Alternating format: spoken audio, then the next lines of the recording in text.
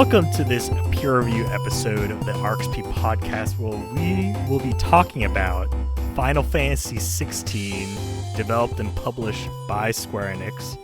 I'm your host for today's episode, Alex, and joining me to talk about FF16 are Matt. What's up? And Tiffany. Hello, hello. And just as table setting, this is a review of the game. And so spoiler warning now, we're going to be talking about the events that happened, the things we like, the things that we don't like about this game. And so it's no holds bar. In case you haven't finished the game or you haven't reached a point where you've played enough of the game to think that you don't care about being spoiled, go do that, go reach that point, and then come back and listen to this. You have been warned.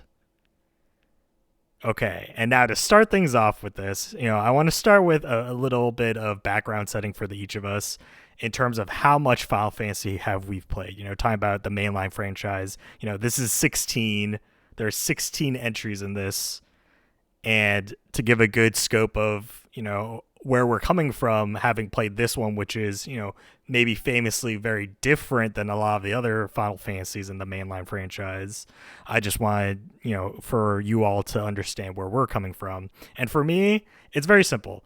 I've played every 3D Final Fantasy except for 11. So that's 7 through 10-2, all of the 13s, 14, 15, and now 16. And so I feel like I have a pretty decent understanding of where the franchise has been, right? Especially once it transitioned from the 2D sprites to 3D. And so hopefully that gives you guys the perspective to understand, I think I know what I'm talking about when it comes to Final Fantasy, but maybe that's up to you guys to refute. And we'll you guys as in the audience. No, not kidding. You. We can't won't be judge the judge. On the other spectrum, this is actually, I guess, my second Final Fantasy game that I have beaten. I beat Final Fantasy VII Remake and this. I've started a ton of Final Fantasy games, a bunch of the GBA games, or the ones that were on GBA. I don't know if they were on anything else.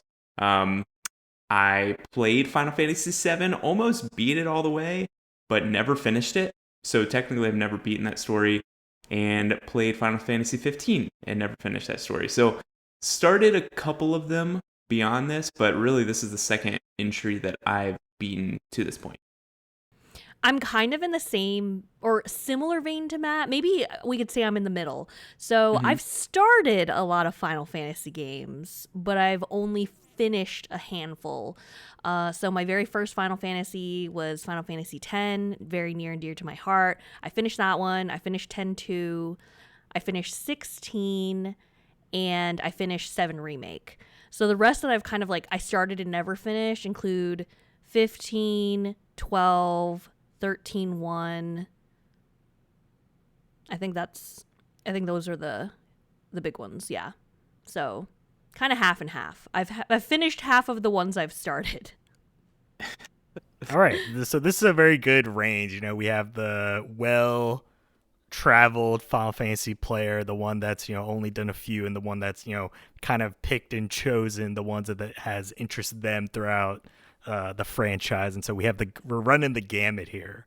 And so with our previous knowledge of these Final Fantasies, right, as little or as how much we have, I just have a simple question, because I feel like this is the question to answer, especially if you're coming to this video, seeing the online discourse. Is this a Final Fantasy? I'm going to say yes. I think this is a Final Fantasy game. Maybe I don't have a cactuar, or a tonberry. Which is such a sad realization when they don't appear anywhere. And I'm like, we start the game with such an iconic encounter, right? With the Morble, which they've changed the name to Morble. But the fact Marlboro, that yeah. But when you never encounter a cactuar, the running cactus, the Thousand Needles, you never see the tomberry, you never are afraid in the dark. You see the little lantern, shining.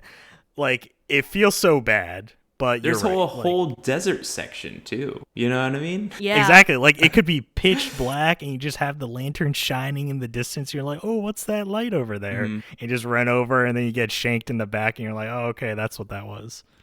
Yeah, like even though I don't, and I only get one Moogle, I do have chocobos, you know? Yeah. I'm not like making like stat choices with Hmm. my character, but I have accessories. like Yeah. honestly, like I feel like it has enough of a Final Fantasy game for me that I'm okay. Like I think this is a Final Fantasy game. It's a stretch. It's a little bit different type of Final Fantasy game. I mean, Hmm. when 10-2 came out, people were like, "What the hell is this game?" Three girls just going on a journey, changing outfits and changing their powers. So, I mean, obviously one might argue that because they have class systems and that jazz, like that's definitely Final Fantasy game, but I think that when they explore different gameplay styles, like I'm down to party. Hmm. And listen, I finished this one. I named a It's lot that pretty I good. didn't finish. Yeah. Pretty good. Like it's an anthology like series, right? Like there are Yeah. no real ties to anything. We have Sid, and I am really in love with that one voice actor, but two that character just in general. But Yeah. like this is, I think Final Fantasy can be kind of like whatever you want. Out of the two that I've played, one is like very modern steampunk ish, and this is a hugely different setting, being kind of like that medieval, um, high Fantasy. fantasy Yeah. type setting. Yeah, they're completely different in the setting, but like they have the charm that makes a good Final Fantasy game. Like this is definitely does not look like the um whatever it's called, like when you're choosing your moves and like RPG you pick elements. each person. Yeah, not even Oh, RPG, almost class like a system. JRPG. Oh, Yeah, you like mean like there's no like class, commands? there's no commands. This is like more of an action RPG, if Mm-hmm. anything. But like it's still a Final Fantasy game in my mind, but also I've always just seen them as being whatever they want them to be. Right. And I totally agree with the both of you. And the fact that though it still has the trademarks of Final Fantasy, right? Like you have the chocobos, you have like a hunt system, right? You're going out and killing these specific monsters. And most importantly, right, you have the crystals, right? Final Fantasy without crystals, ain't a Final Fantasy.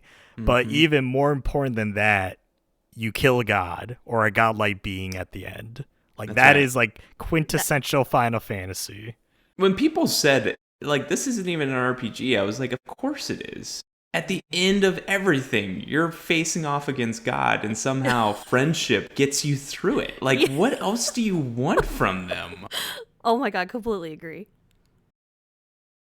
And so like flowing from that, right? There's a lot of things that we talked about that we loved. And I feel like obviously with the story, right? It starts, as they market it to be a sort of, Game of Thrones as kind of mature rated. This is a mature rated Final Fantasy. It's not the Hmm. first, right? Because I think Final Fantasy Type 0 was the first mature rated Final Fantasy, but that's like a spin-off. But at least for the main like numbered entries, this is the first mature rated Final Fantasy. And so like in terms of just storytelling, this is going above and beyond a lot of the other compared to the other games, because it's going into these more political relationships, these more kind of visceral relationships, even the kind of sexy relationships, right? You get a little bit of bareback in there, and so the the fact that the story goes to these places really shows, right? As Matt mentioned, it's an anthology series. They're not afraid to kind of change the type of story they want to tell, and in this case, right, they're not even afraid to kind of up the rating, right, in order to go into the themes, and especially one of the major themes being kind of slavery, right, and kind of enslaving, certain types of people, for the characteristics they might express. That this is kind of a mature story, and I think it does such a great job, right? Even though some people criticize the fact that that mature storytelling kind of fades away after the halfway mark, right, when we kind of transition to that god killing part, and that's when it becomes more classic Final Fantasy in that way. But I still think there's a nice like combination of saying we want to pull you in with the mature story, and then also make sure to remind you to say, hey, there's still a lot of growth here, and there's still a lot to like deal with just with the world as a whole. Yeah, the story really grabbed me and kept me going. Like that honestly propelled my momentum forward to complete the game. I wasn't that rushed in the sense of like I wasn't like, "Oh my god, I need to finish before the spoilers are up." For me, I was like, I need to get it in my eyeballs and ears. Like I need to know what happens. Like I who lives, who dies, like is so and so going to get their comeuppance? Oh my god, wait, I forgot we're doing spoilers. When the mom killed herself, I was like, thank God. Get out of here. No one likes you. You're the Yeah, worst. save me time, right? Yes. You know what I mean? Like, give me the blade, give me the spear. I'm Yeah. ready. I'm ready. Oops, you accidentally fell onto my blade. Oops. Like like yeah, I'm so glad that she was out of the picture. I was kind of devastated though that a number of other characters died, but Mm-hmm. including I Sid. think I think the story was pretty God. awesome. Like, I'm a big fan of Game of Thrones.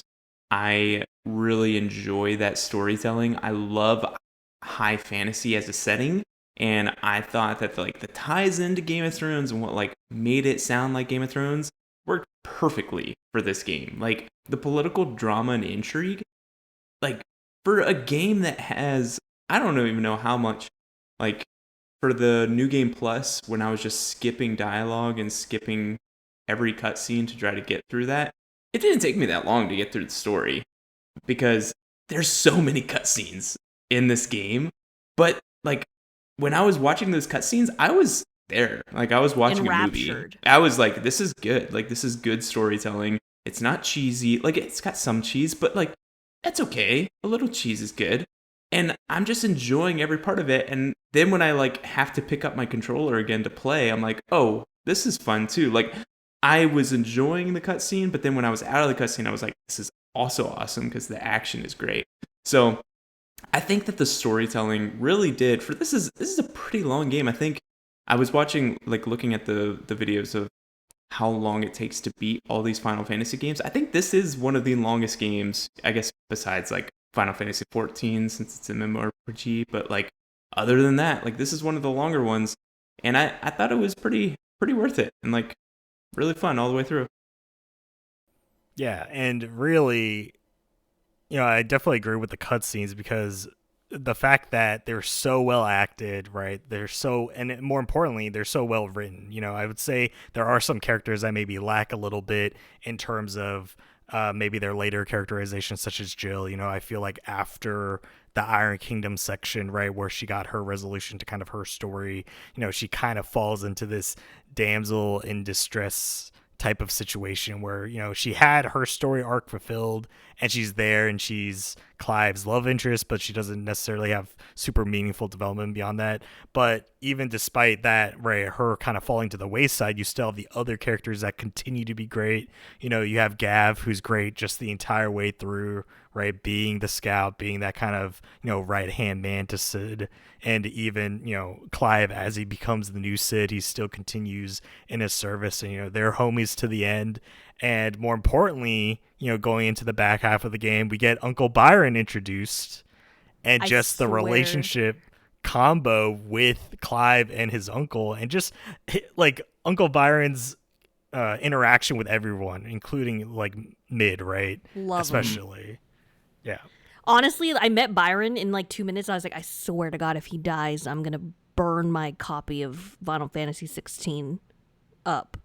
Yeah. Like, the moment his death scene comes up, I was going to eject the disc and throw it away. Yeah. Luckily, I didn't have to do that. Can we talk about how Clive is awesome as a protagonist? Like, I thought he was like super well done. The voice actor was awesome. I definitely think he's like one of the most, I don't know, interesting characters that I've seen this year. Like, I hope he gets a lot of awards like later in the year. But also for someone whose name is Clive, like, man, he's interesting. Like, that is probably one of like the worst names for a main protagonist. Fun story.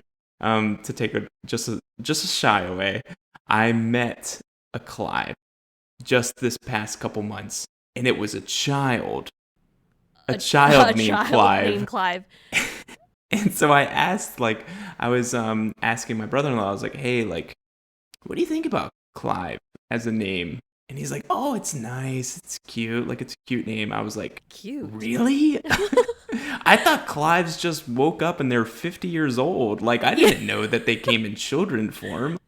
But, like, this was right when Final Fantasy was happening. And I was like, weird. One, weird that would happen. But two, Clive is such a weird name. But, man, he really, like, makes me feel for him. Like, he had such, like, he was a good guy. And he was, like, trying to be Joshua's shield. And honestly, the relationship between Joshua and Clive, I'm so glad that Joshua didn't die until, like, the ending, whatever that actually meant. Like, the relationship that Joshua and Clive had was awesome. Like, super heartfelt of, like, they, beyond everything else, like, they were brothers and they were, like, they cared for each other and wanted each other to survive. And so I feel like all the actors and actresses, like, they put so much heart into this. Like, these were believable characters from the beginning all the way until the end.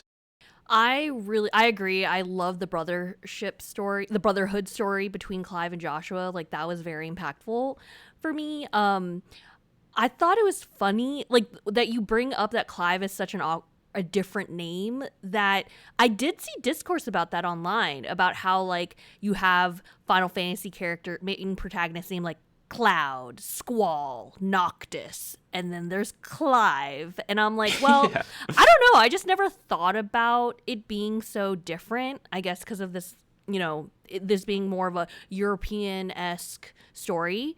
But also, I wanted to tell the audience that I actually played this game 100% with Japanese audio. And everyone was raving about the voice acting, the English voice acting. Everyone. And I it didn't even like really occur to me that this is like a European backdrop. So it'd be weird to have Japanese audio, but for me, like, essentially in the last like 15 years, ever since Japanese audio had been an option for Japanese made games, I've chosen to go that route. Maybe one day when I replay, like, if I do replay and try to go for the platinum trophy, which requires a second playthrough, I will absolutely play it in English. But I didn't mind the Japanese audio. The mouthing movements did not match, so that might irritate some people. But because I had to read, most of the subtitles, it didn't bother me that much. But because of also the Japanese audio, it did feel very anime to me. And that also helped me really vibe with it still being a Final Fantasy, for better or for worse. Like, you know what I mean? I was Isn't this one of like I don't know if this is one of the only ones, or maybe I just misread something. Wasn't this originally localized and written in English, and then back translated to Japanese? Like back translated to Japanese? I read that somewhere too. Yeah, I think it's the first mainline Final Fantasy that has occurred. So they wrote it for English and then localized it to Japanese.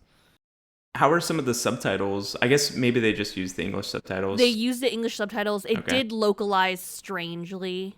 Like, like, the subtitles would say, like, thank you. But then the Japanese character would, like, say that person's name. Like, Jill.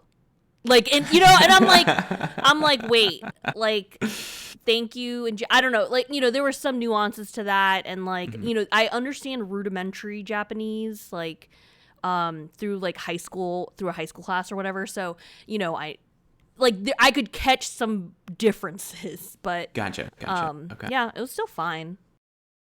And I jive with Clive. I don't know why people hate on the name so much. I mean, obviously there are names that kind of give you that feeling, right? As Matt mentioned, like, oh, the name just feels old. It's like Gertrude, right? It's like if you hear someone has the name Gertrude, it's like, oh, you're not gonna think like a 10-year-old kid has that name. That's a grandma and they're like 65 or something. But I think Clive still fits among the ranks of, like, right, it is so distinct, especially among the main protagonist names, that it will stand apart. It's similar to Cloud, it's similar to Squall. It's like Clive is another distinct name to add to that title to say, especially with how great the game is too. Like, people won't forget the name with how maybe basic it might sound compared to the other ones. And if anything, right, it also adds to the fact that the story is a little bit more realistic, right? Like, thinking someone has the name Squall, Like, I doubt, Matt, you'll meet a nephew with that as a. I mean, you As never a know name. if they were Right. born Just in the the 2000s. The Kingdom Hearts version, maybe a Leon, you know? Right. Yeah. Yeah. But Leon's a cool name. It's like Leon S. Leon Kennedy is for a cool Resident name. Evil. Yeah. I could see why they changed it. But so in terms of the story, right? It seems like we all jive with it, right? Especially for me, the pacing was fantastic, but also in helping with the pacing, right? As the counterpart to any game, to the story, it is the gameplay, right? And in this case, the combat, as Matt mentioned, this is more action RPG. The lead combat designer came over from Capcom. Square Enix hired him. He designed a lot of action games over there, like Dragon's Dogma, like Devil May Cry 5, most recently, right? Heavily action focused. He's even worked on Marvel vs. Capcom, that fighting game franchise. And so this leans fully into the action combat, more action than I think any game maybe that Square Enix has ever published, even though they have the Kingdom Hearts franchise, which is also pretty heavy action, but there are some command-based inputs there. And so I want to know your guys' thoughts, because the action being so different, right, being this brand new marker for the franchise. I think for me, as Matt mentioned, this being anthology, I really enjoyed it for this. I would say that maybe for the next one, if they do a 17, I might not be so enthused if they continue down this road. I would say maybe stick to this if they do like a 16-2, but I would prefer, slight different changes if they were to do a 17, mostly because I miss the fact that there wasn't really a party system. Like, you had your people with you, right? Like Jill would travel with you. Joshua would travel with you. Yeah. Torgal. And Best Torgal. boy. And yeah, you can have rudimentary inputs for Torgal, to tell him, hey, do this mid combo extender and maybe pop a small heal to get me out of like negative, but really he didn't really heal you. But it felt like the fact that there wasn't a true party control kind of was the biggest negative for me, because I didn't have that kind of, familial feeling as you're fighting all these monsters. I like not having as much with like some of the other combat styles of the past. I really like it. Like, I'm coming from a huge Kingdom Hearts fan, and so I'm used to more of an action heavy thing. But yeah, you turn into, instead of having like a party, like even like Final Fantasy VII Remake, of having like different parties and being able to switch between them, going from that to just being like a one-man wrecking crew. I really jived with the combat. I really liked it. At the beginning, I was like, when I was waiting, I jived with Clive. Who would have thought? But like at the beginning, when you only had a couple icons, when you were kind of just waiting around for different cooldowns to happen, it seemed sluggish. But then once you added a third icon and you were switching between them, I had like a fluid state. Like, every battle would get to a fluid state where I was just like starting to just, I don't know, I was starting to like see smells. You know what I mean? Like, I was getting in the zone and everything was going well. And like, I knew exactly how to take control of a battle using all these crazy things. And the thing that I really loved about this was it cost a lot of like their skill points to spec into different skills from different icons. And that kind of sucked, because it really like anchored you down into one pathway. But you could respec with no charge, no anything. So as soon as I got a new icon, I just played around. It was like, which one of these feels awesome? And I just kept the ones that made me feel awesome. And that is such a huge quality of life improvement that I wish every game had. And I feel like none of them do. It's always like some ridiculous thing. It's like, okay, for the cost of your right hand, you can respec your character at the end of the game. And it's like, no, I want to respec now. Yeah. I actually had a good time with the combat. I actually played with the accessory that would prop the combos when it was ready. Which was nice. So for me, it was a lot of button mashing. However, I would choose to do combos or initiate attacks when I noticed that the gauge was full. So I was kind of keeping track. Like, sometimes I'd be like, oh, my Phoenix thing is ready. Let me go do that. But then it like procced into like the lightning attack, and I was like, oh, okay, whatever. That's what we're gonna do. We're gonna do that. And I'm gonna go immediately go to the Phoenix one. I don't mind this action gameplay style actually, which I think also comes from a history of being a huge Kingdom Hearts fan. I think that I kind of agree, Alex, that a party system, going back to a party system would be really nice. I mean, if anything, I feel like this game made me want to go back and finish 15 or play Kingdom Hearts again. Like, it was like this weird thing. I was like, I want to go play another Square Enix game, but I don't know which, because they both kind of inspired me to do either. For the boys. And Go because the boys. I have analysis paralysis, I did none of them. So there's that. The boys are sad. I know God, the boys. I loved the boys. Actually, just to add though, going back to the story for a little bit, I forgot to mention, love active time lore. I don't know how much you guys used it. Oh, yeah. I was using it pretty regularly, where I would just be pausing, hit that touchpad, bring up the little nodes, read in a little bit, being like, oh, where the term icon comes from, right? Because the summons in this game are called icons, is that way back when they first originated, it's derived from the term iconoclast, right? So obviously like that term, referring to religious imagery. And so the fact that the term was kind of shortened down to this icon is also relative to their role kind of in the story, right? Being these kind of representations of this like higher power, right? Kind of in service of Ultima, right? Being the god that like oversees everything.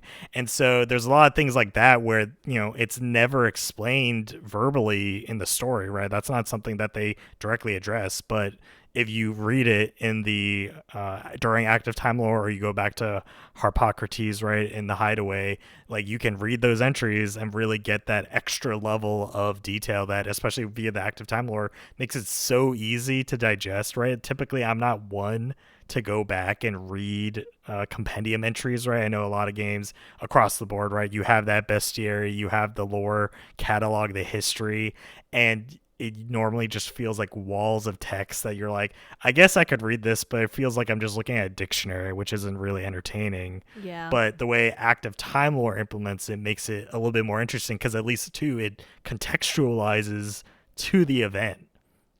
So it's updating, like, where, depending upon where you are in the story, if Jill's in the scene, it's not going to be talking about Jill, where she came from, how she, joined Rosario when she was younger.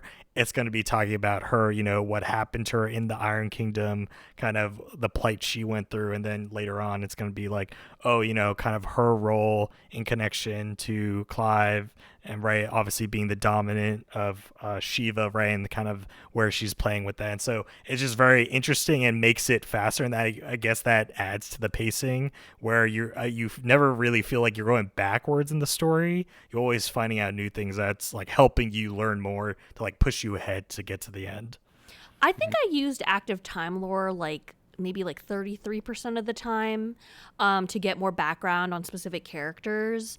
I almost forgot about it, because like when I'm watching a cutscene, I'm just like so intrigued with what's happening that I don't think about activating the active time lore. But I finished the game, I think, in like less than 2 weeks, near the second half of the second week, or the beginning half of the second week. I did activate the active time lore a little bit more often, because I was like, wait, who's that guy again? Because it'd been like 5 or 6 days since I'd like picked up the controller. Sir Wade. I do have to say though, I forgot to mention before with the story part, I love how this game contextualized the summons. Like, it gave them such a rich backstory, because before I used to never I was like, cool, I got the fire one, now I got the ice one, now I got the light one. But now, like, getting the fact that they're they have a what's it called? I guess the Dominant? dominant. Yeah. They each have a dominant, and then like, some of them have mastered their power, some of it haven't. Like reading that in the active time lore was really helpful for me, because we didn't spend that much time with Barnabas. So like reading up on him versus, you just see him kind of like around, and then you like have the battle, right? Like getting more information about him was cool, and with like Odin, just all of it with the summons, like A+. I feel like you need active time lore because it started off so dense. It started off so hot and heavy with this political drama where there's not just 2 kingdoms, there's like 7 at the beginning. And like one, they say the main like title of the country maybe once, but then they just refer to them as like the Empire or the Republic or the blah blah blah. And it's like, okay, one, every single country has a different like political structure, one, and two, I can't keep any of them straight. Like which one is the bad one right now? And like when there's 2 armies going at it, I was like doing active time lore. I'm like, who are these countries? Why are they fighting right now? What do you mean? Like who's the dominant for which one? Like I don't like when Titan showed up, I'm like, right. That's crazy. Which one is he supposed to be fighting for again? Like, is it the Iron Kingdom or the Dalmekian Republic? Like, I have no idea. And it's very dense because you're put into this world where there's hundreds and hundreds of years of history, and you're supposed to know it because Clive is in that. And they don't tutorialize it, thankfully. And they're not like, okay, let's give a history lesson and, deep dive into what you should already know. Like that active time lore is something to kind of help it so you don't have to break that fourth wall as much and you feel a little bit more immersed in it. What I do love on top of that is when something crazy would happen or like there was a twist in the story, you would go to like the map and that teacher, and I can't remember her name, was it Vivian? Yes. Yeah, Vivian Ninetails. Yeah, Vivian would go through this map, and it almost was like Fire Emblem-esque. It was like showing like how things were moving and like the units were moving, and somebody, and this person, they did this and they snuck around and they did all these things, and it's like shows you on a map. So it was like really helpful. Every time I had a Vivian section where she was walking me through a map, I loved it because I was like, thank you, because I'm asking a million of these questions and now I can see it like in front of me. So like it does it. I feel like they played through this game and they knew, these people are going to get confused here. Like we need something to help them out, figure this out, because it could be super lost in the story. And I think the active time lore, Vivian, I'm sure there's plenty of other examples. They just kind of like help you along. And so you don't have to fight too much to stick around with the story. Yeah. All right. So next, I just want to know your guys' like, what are the high points? Like, are there any super memorable moments that stick out to you? Having it's been a few weeks since we finished this. We're kind of coming off. Is there anything that you really remember besides just kind of like general things you like? Is there like a particular moment that you're like, that moment was like so great? Or flip side, is there a moment that you still hate that you're coming off of and you're like, that moment was trash?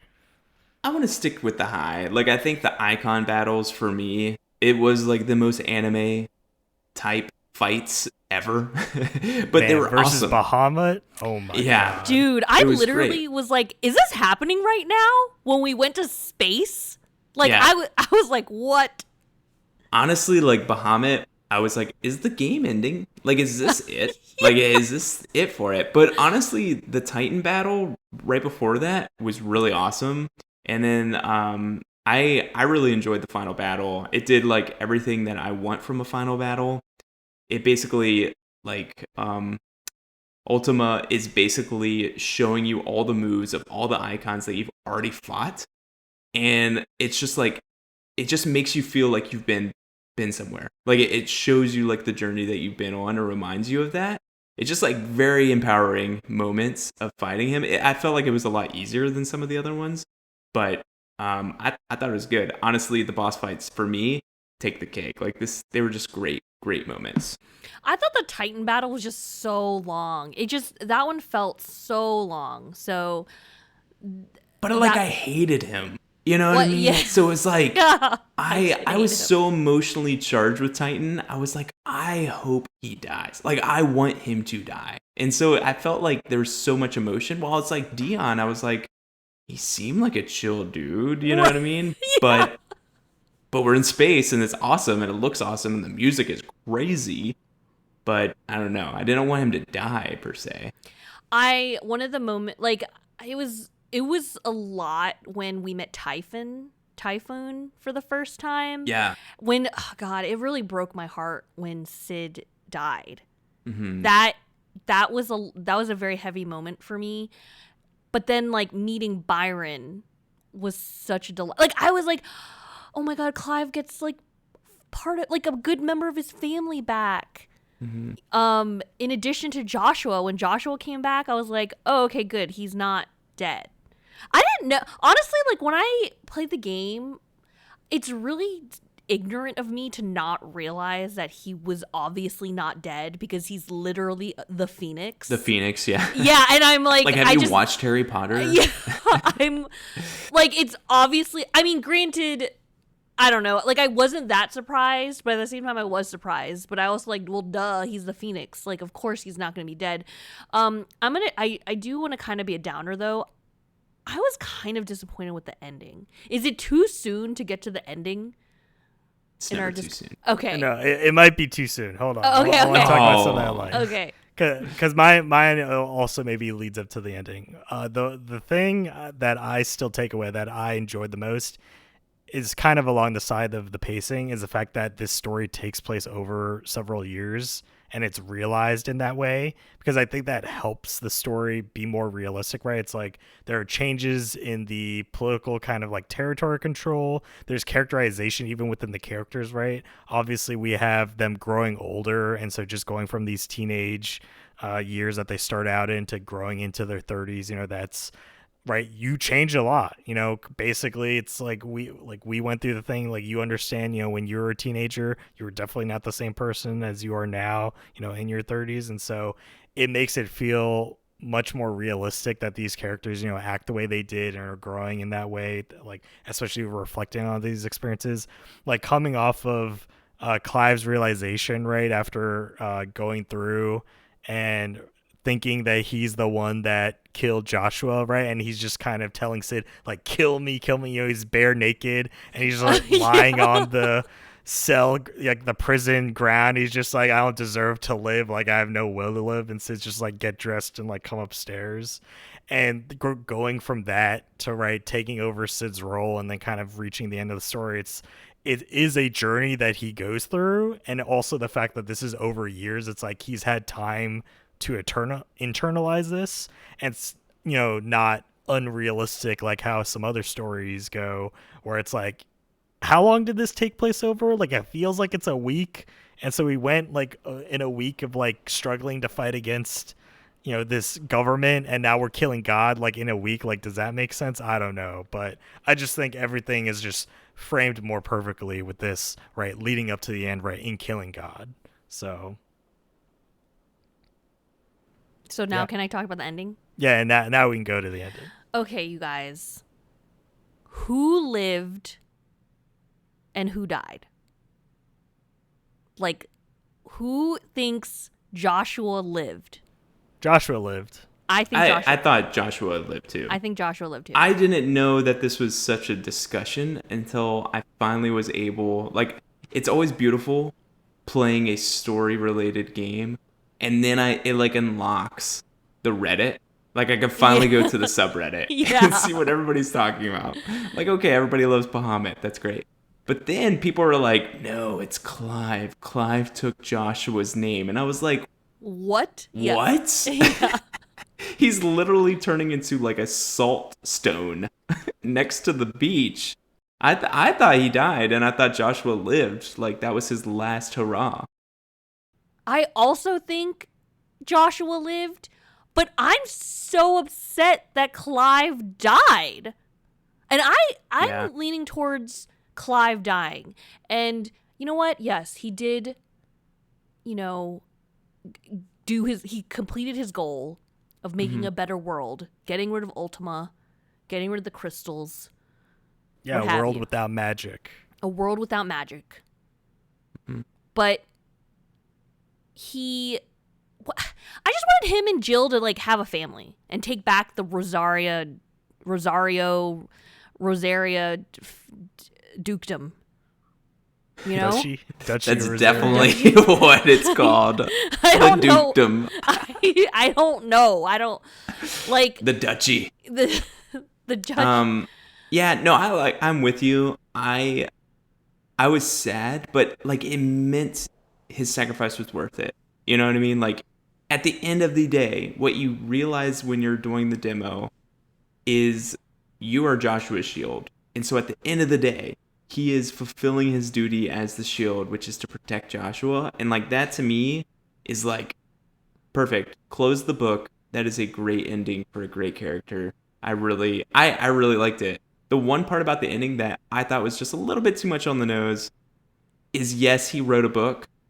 Does the book have to be titled Final Fantasy? That's all I'm asking. Like, is that necessary? I actually thought that was perfect.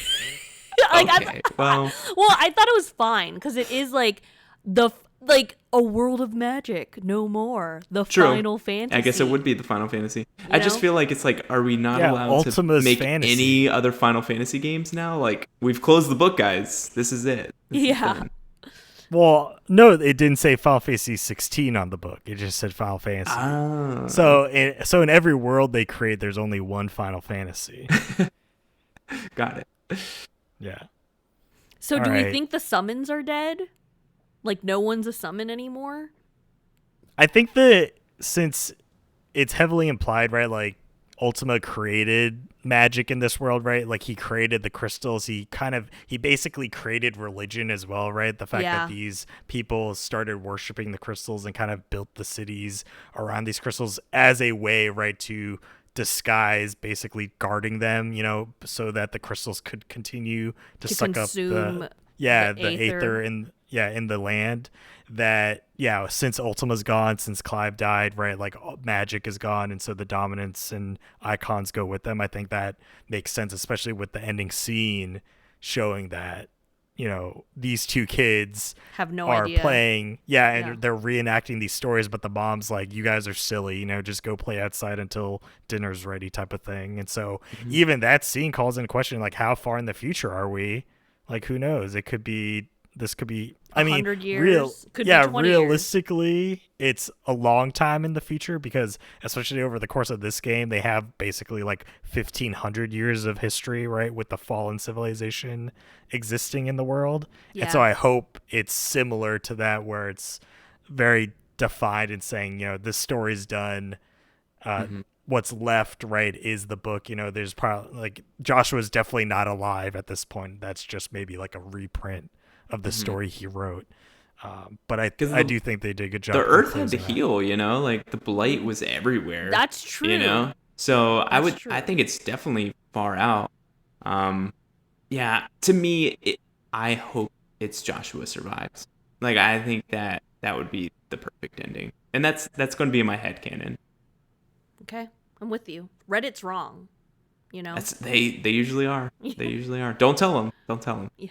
And just as extra insight, the final end of the game, right, post credits, post that scene, there's a title card that says, "But where one journey ends."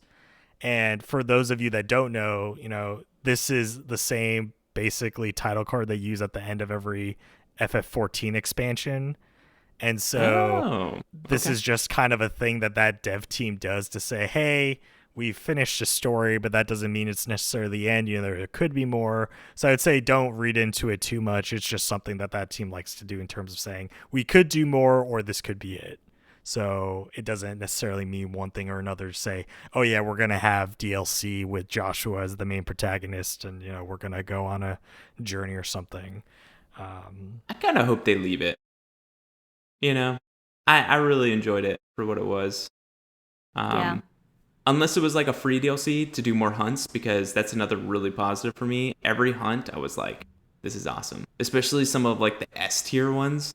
It's like, these are really fun little mini bosses, and I'm really enjoying them. But I have to go back and do all the hunts. I did every side quest before I procced the final story, but I didn't like complete all the hunts before I did that, and I was like, I'll do that afterwards. Mm-hmm. Still waiting. Still waiting. All right. Is there any last minute thoughts you guys want to get out there that you want to mention that we haven't discussed yet? Torgal's heal was awful, and that made me pretty angry. Yeah. I think also the fact that there weren't status effects really kind of was another lacking feature that made it less RPG. And I felt like they could have had status effects, like, right, like there's the big like twin blade fighter that you face that has literal like poison mist that he spits out, but it doesn't poison you. It just like makes you fall to the ground and then you get back up after like 10 seconds of stagger. And I'm like, that could have been a perfect like poison status effect, and like you need Torgal to heal you. You know, it's like Torgal magic could like cleanse you. Like I felt like they could have incorporated more in making Torgal more important than just like, oh yeah, I'll use him as a combo extender, or you know, with the assist ring, it's like he just does it automatically, but otherwise he's kind of just there to be your, you know, your dog bro. Honestly, I sucked at maneuvering Torgal, so I kept that ring on the entire time. Like, it was the only assist ring I kept on the entire time, because I was like, listen, Torgal, you're doing nothing. You're doing absolutely nothing when I'm controlling you, because I'm doing nothing with you. Because you have to go over on the D-pad, then do it. Like, no. I'm trying to figure out this combat system myself. So I put that ring on and then completely forgot about it. And it was like, Torgal, you do you, man. You do what makes you feel good. You know? You want to combo extend? Perfect. You want to heal me? Thanks. That's something, you know? Yeah. That was a good 5 HP. Yeah. Thank you. Yeah, I was He's controlling a good boy. Torgal like a plebeian. But, you know, my combos were going off like no one's business, so it was fine. Gotcha. Yeah. Yeah, she looked cool, you know, slicing and dicing there, mashing the button. Yep. And that's the whole point of the game, right? Like, obviously, it being an action RPG, they want you to look cool, they want you to feel good, you know, doing these combos, and I think they achieved it. They really kind of 100%. met the bar on everything. All right, so that brings us to our closing statement, and that is our final recommendation. So what are your guys' final recommendation for Final Fantasy 16? I recommend Final Fantasy 16. If you want good story, if you like action gameplay, if you like killing God, this game is for you. Can't say anything better than that. All of those points. I recommend it as well. No one says you can't still play the demo if you're on the fence. Go play it. That is true. That's true. Because the demo will show you what it will look like. And if you dig the story, and the story just absolutely wrapped me up. If you're a fan of high fantasy, like fantasy books, if you like Game of Thrones, you're going to really enjoy it. Like, the political drama with this is so much there. And beyond all that, it's a really fun game. So really, really think about it, because I highly recommend it. I also want to put an asterisk on when I said, do you like killing God? I meant an alien god. Let's make that very like clear. in a JRPG, RPG format. Sure. Exactly. A godlike being, if you will, as Yes. I usually like to describe it as. Yes. And do you like owning the power of friendship to defeat that alien being? Honestly, yeah, that's the big one. Do you love Sora? Yes or no? Yes or no? Then this game is for you. And I would also like to say I recommend this with the caveat No I do not caveats. recommend the New Game Plus. Oh, Do not do the New Game Plus. Is worthless. Even though there is a trophy for it, you know, most of you probably don't care about that, but I would say the New Game Plus barely changes anything. Pretty much just doubles the level cap, so it lets you make the numbers go higher, and there's some slight differences in enemy placement, so some later game enemies appear earlier, but it's not really meaningful. They don't have any new moves. It's just kind of doing those fights at a different time. So realistically, it's the same game. And so honestly, I recommend, though, the first playthrough is great. Don't look anything up. As Matt said, the demo is still available on the PlayStation Store. This is PS5 exclusive. So if you want to play literally the prologue of the game, it is available and progress carries over. So you don't need to replay it. If you do intend to buy the full game, you can just roll straight through with your save and continue on this great journey. And so with that, we have 3 yes, we recommend it here. Thanks for listening to this episode of the RXP podcast, where we peer reviewed Final Fantasy 16. Shout out to Grandmaster Doug for our theme music. And until next time, take care.